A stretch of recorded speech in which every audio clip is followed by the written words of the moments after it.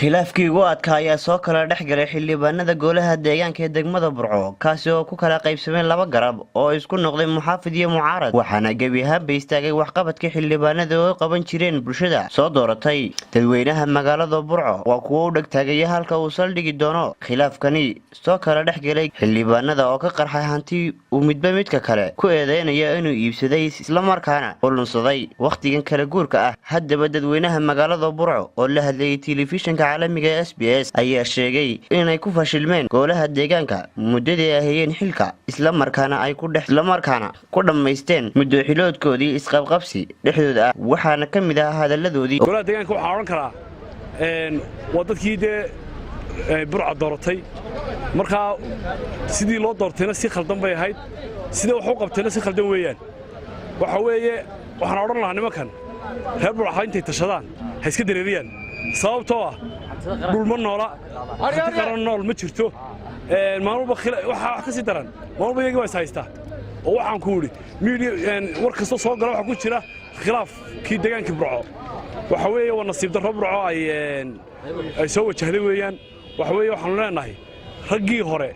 dese waxa lama maqli jirin waxa leeyahay waxaan hala dareeriyo odayaasha iyo wax garadka ha isaga yimaadaan cidii soo doortay waa inaga une dib dambana deegaankan waxaan balaan ku soo dooranay sidaan bal wax ka bedelan hal isweydiyo waxaan oran lahaa tala ahaan gobolka Togdheer ee markaa soo doortay maxay ahayd golaha deegaanka runtii arintaas waa nasiib xumo waa nasiib darro idinku timi weeyaan waxaan oran lahaa dib uga doorta oo arinta maxay ahayd waxaan meesha idin yaala meesha aad keensateen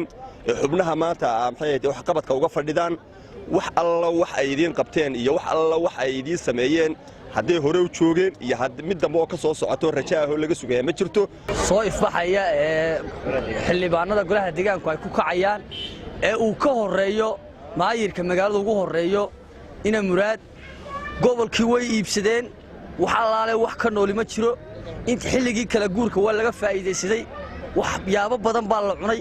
waxaan leeyahay dawladdan cusub ee imka loo dhaarinaya 14 bisha war gobolkii ma hadhin gobolkii la soo gaaro gobolkii waxba kuma hadhin hantidii guud waa la iibsaday guriyihii dadka imka la iibsanaya wax kale iska day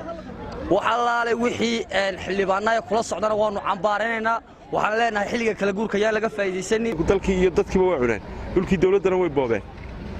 waxaan leenahay dawladda cusub golaha deegaanka laga soo gaaro weynaha hadaan nahay gobolka Togdheer ee degmada Burco golaha deegaanka degmada Burco ee maayirku kow ka yahay ana laga soo gaaro hantidii qaranka iyo dadkii iyo dalkiiba intaba way cuneen gobolkana indhaleeyay hayso dadcunimo ugu darsantay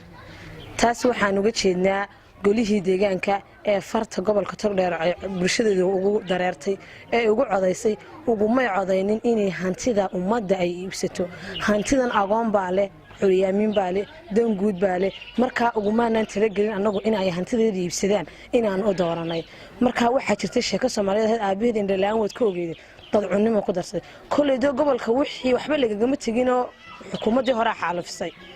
intii hadhayna waxaan maanta aragnay in golihii deegaanku xaalafinayaan waxaan halka ka cambaaranayaa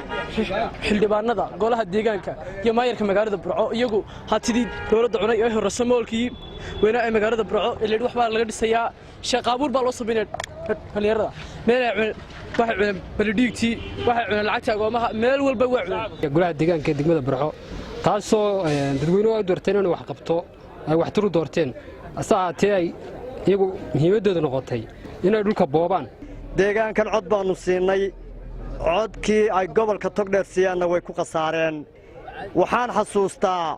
markii ugu horeysay fadhiisteen waa xildhibaanada 6 goor oo isku xiga kordhisaday mushaharada golaha deegaanka ay qaataan iyo gunadooda wax qabad ay qabtaana waxa idinkaga filan baarleyska ay gobolka Togdheer qabto dhibaatada isqaan gaadhay ee dusha iska fuushan xashiishyada buuxa isaysiga ay ku kala qaybseen iyagu codladkii baad qaadatay haddii aad qaadatay ka tagi maayo waxa weeye marka laga hadlayo